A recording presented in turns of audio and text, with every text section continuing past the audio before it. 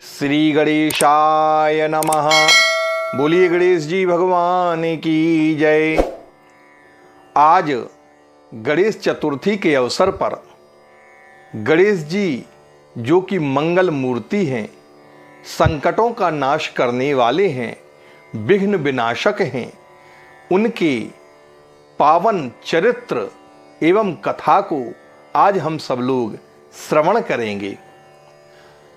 पौराणिक एवं प्रचलित श्री गणेश कथा के अनुसार एक बार देवता कई विपदाओं में घिर गए थे। तब वह भगवान शिव से मदद मांगने के लिए उनके पास आते हैं। उस समय शिव भगवान के साथ उनके पुत्र कार्तिकेय एवं गणेश जी भी विराजमान थे। देवताओं की बात सुनकर के शिव जी ने कार्तिकेय व गणेश जी से पूछा कि आप दोनों में से कौन देवताओं के कष्टों का निवारण कर सकता है। तब कार्तिकेय जी व गणेश जी दोनों ने ही स्वयं को इस कार्य के लिए सक्षम बताया। इस पर भगवान शिव ने दोनों की परीक्षा लेते हुए कहा कि तुम दोनों में से जो भी पहले पृथ्वी की परिक्रमा करके आएगा वही देवताओं की सहायता के निमित्त जाएगा। भगवान शिव के मुख से इस प्रकार के वचनों को सुनते ही कार्तिकेय भगवान अपने वाहन मोर पर बैठ करके तुरंत पृथ्वी की परिक्रमा करने के लिए निकल पड़ते हैं। परंतु गणेश जी महाराज सोच में पड़ जाते हैं। वह सोचते हैं कि चूहे के ऊपर चढ़ करके सारी पृथ्वी की परिक्रमा करेंगे तो इस कार्य में तो उन्हें बहुत समय लग जाएगा। तभी उन्हें एक उपाय सूझा। गणेश जी अपने स्थान से उठे और अपने माता पिता की 7 बार परिक्रमा करके वापस अपने स्थान पर बैठ जाते हैं। परिक्रमा करके लौटने पर कार्तिकेय जी ने स्वयं को विजेता माना और बताने भी लगे। तब शिव जी ने भगवान गणेश से पृथ्वी की परिक्रमा न लगाने का कारण पूछा। तब गणेश भगवान ने बड़ी नम्रता से कहा, माता पिता के चरणों में ही समस्त लोक निवास करते हैं। यह सुनकर के भगवान शिव ने गणेश जी को देवताओं के संकट दूर करने की आज्ञा दी। इस प्रकार भगवान शिव ने गणेश जी को आशीर्वाद दिया कि चतुर्थी के दिन जो भी तुम्हारा पूजन करेगा और रात्रि में चंद्रमा को अर्घ्य देगा, उसके तीनों पाप यानी दैहिक ताप, दैविक ताप तथा भौतिक ताप, तीनों ताप दूर होंगे। इस व्रत को करने से व्रतधारी के सभी तरह के दुख कष्ट दूर होंगे और उसे जीवन के भौतिक सुखों की प्राप्ति होगी। चारों तरफ से मनुष्य की सुख समृद्धि बढ़ेगी। पुत्र पौत्र आदि धन ऐश्वर्य की कभी भी कमी नहीं रहेगी।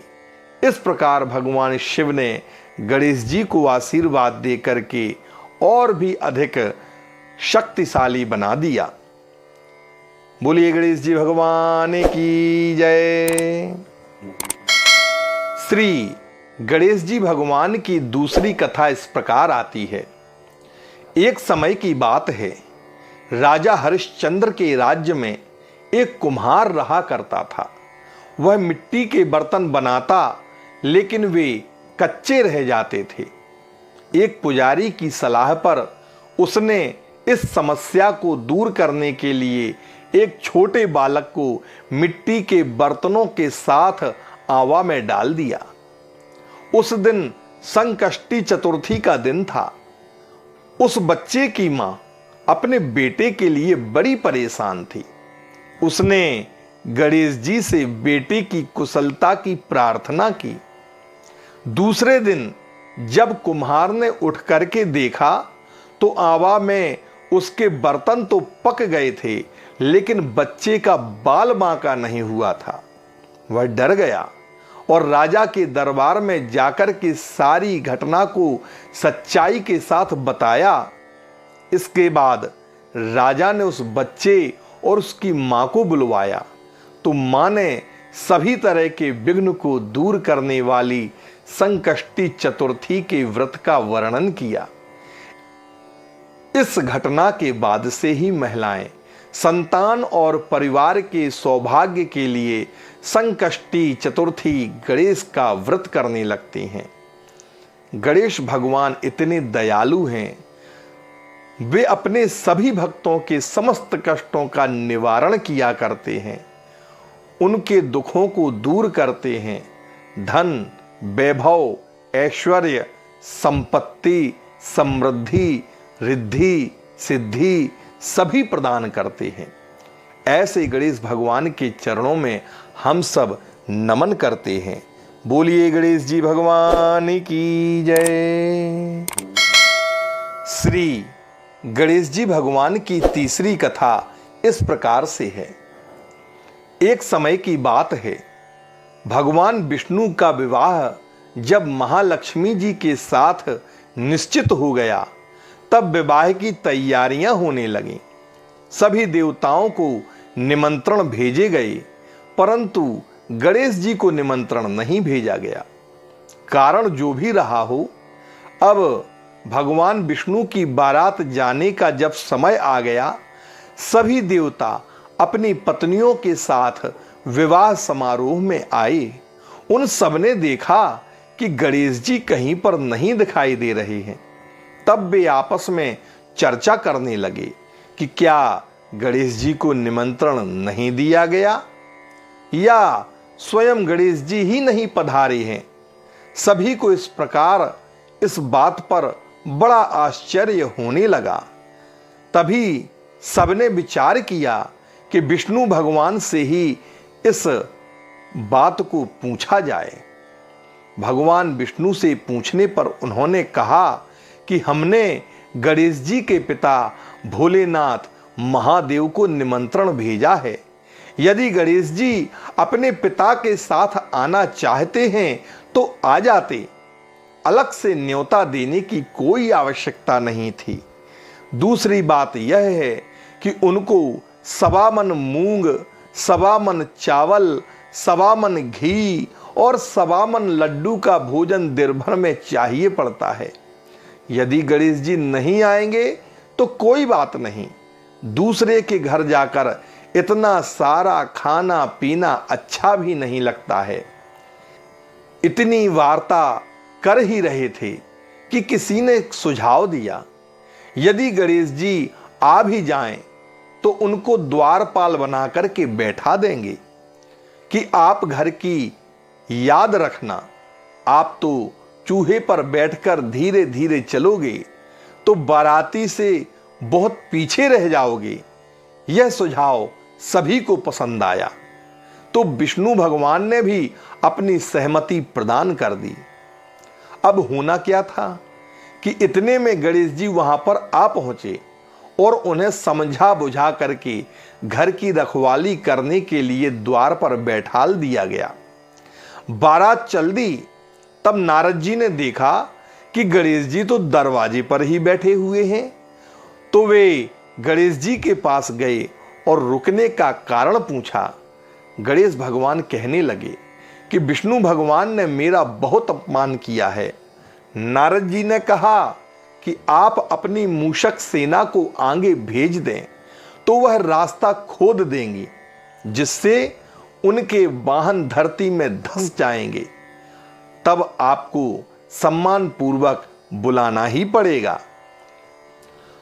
अब गणेश जी भगवान ने बड़ी प्रसन्नता के साथ अपनी मूषक सेना को आदेश दिया कि जल्दी से बारात के आंगन पहुंच करके जमीन को पोली कर दो। चूहों ने वैसा ही किया। जब बारात वहां से निकली तो रथों के पहिए उस पोली धरती के अंदर धंस गए। लाख कोशिश करें परंतु पहिए नहीं निकले। सभी ने अपने अपने उपाय किए, परंतु पहिए तो नहीं निकले, बल्कि जगह जगह से उनमें टूट फूट होने लगी। किसी की समझ में नहीं आ रहा था कि अब क्या किया जाए। तब नारद जी ने कहा, आप लोगों ने गणेश जी का अपमान करके अच्छा नहीं किया। यदि उन्हें मना करके लाया जाए तो आपके सभी कार्य सिद्ध हो सकते हैं और यह संकट टल सकता है। भगवान शंकर अपने दूत नंदी को भेजते हैं और वे गणेश जी को लेकर के आते हैं। गणेश जी का आदर सम्मान के साथ सभी ने वहां पर पूजन किया। तब कहीं रथ के पहिए धरती से बाहर निकल पाए। अब रथ के पहिए निकल तो गए, परंतु वे टूट फूट गए थे, तो अब उन्हें कौन सुधारेगा। तो पास के खेत में खाती काम कर रहा था, उसे बुलाया गया।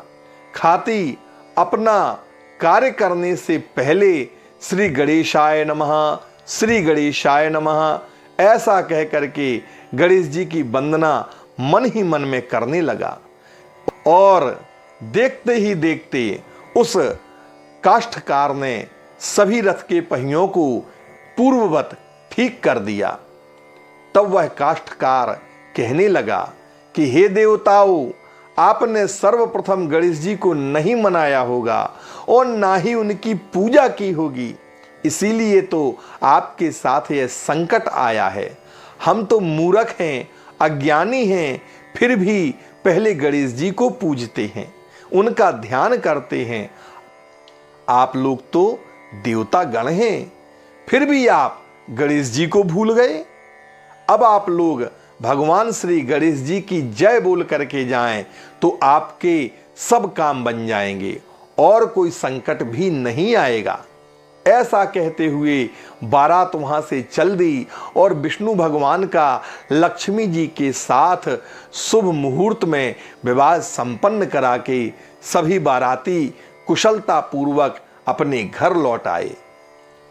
हे गणेश जी महाराज, आपने भगवान विष्णु के जैसे सभी कारज को संवारा, ऐसे ही कारज आप हम सब की सिद्ध करिए। बोलिए गजानंद भगवान की जय। श्री गणेश भगवान की चौथी कथा में श्री गणेश चतुर्थी के व्रत की पौराणिक कथा के अनुसार एक बार भगवान शिव तथा पार्वती नर्मदा नदी के किनारे बैठे हुए थे। वहां माता पार्वती ने भगवान शिव से समय व्यतीत करने के लिए चौपड़ खेलने के लिए कहा। शिव भगवान चौपड़ खेलने के लिए तैयार हो गए, परंतु इस खेल में हार जीत का फैसला कौन करेगा, यह प्रश्न उनके समक्ष उठा।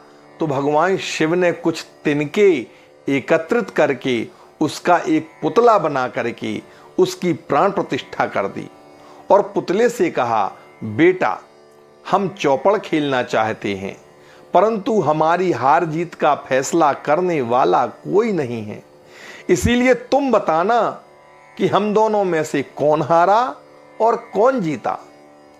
इसके बाद भगवान शिव और माता पार्वती का चौपड़ का खेल शुरू हो गया। यह खेल 3 बार खेला गया और संयोग से तीनों बार माता पार्वती की ही जीत होती है। खेल समाप्त होने के बाद बालक से हार जीत का फैसला करने के लिए कहा गया, तो उस बालक ने महादेव को ही विजयी बताया। यह सुनकर के माता पार्वती क्रोधित हो गईं और क्रोध में उन्होंने बालक को लंगड़ा होने, कीचड़ में पड़े रहने का श्राप दे दिया। बालक ने माता पार्वती से माफी मांगी और कहा कि यह मुझसे अज्ञानतावश ऐसा हुआ है, मैंने किसी द्वेष भाव में ऐसा नहीं किया।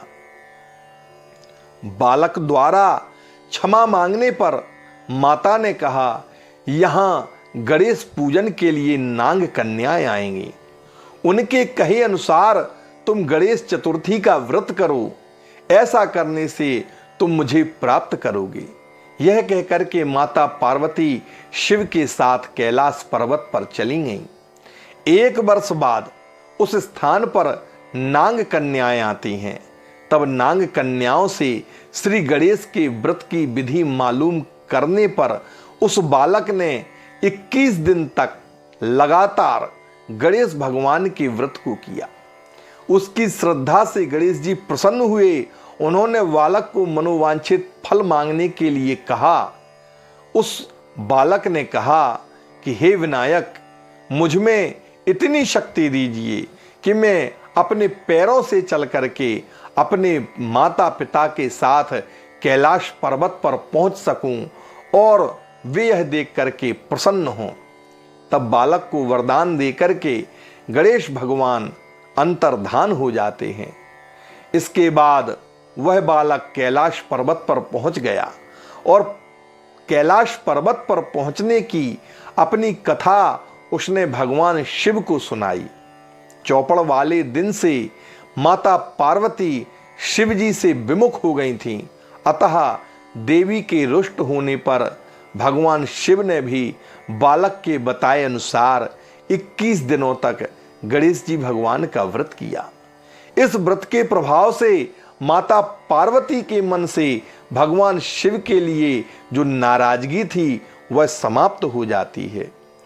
तब यह व्रत विधि भगवान शंकर ने माता पार्वती को बताई। यह सुनकर के माता पार्वती के मन में भी अपने पुत्र कार्तिकेय से मिलने की इच्छा जागृत हुई। तब माता पार्वती ने भी 21 दिन तक श्री गणेश का व्रत किया। फल, दूर्वा, फूल और लड्डुओं से गणेश जी भगवान का पूजन अर्चन किया और व्रत के 21वें दिन कार्तिकेय महाराज स्वयं माता पार्वती से मिलने के लिए आ पहुंचते हैं। उसी दिन से श्री गणेश चतुर्थी का यह व्रत समस्त मनोकामनाओं की पूर्ति करने वाला व्रत कहा गया है। इस व्रत को करने से मनुष्य के सारे कष्ट दूर होकर के मनुष्य को समस्त प्रकार की सुख संपत्तियां प्राप्त होती हैं। माता रिद्धि सिद्धि उनके घर में सदैव विराजमान रहती हैं। गणेश जी की कृपा सदैव उन पर बनी रहती है। ऐसे कष्ट हरण, संकष्ट हरण, दुख हरण गणेश जी भगवान के चरणों में हम सभी अपना प्रणाम समर्पित करते हैं। बोलिए गणेश जी भगवान की जय।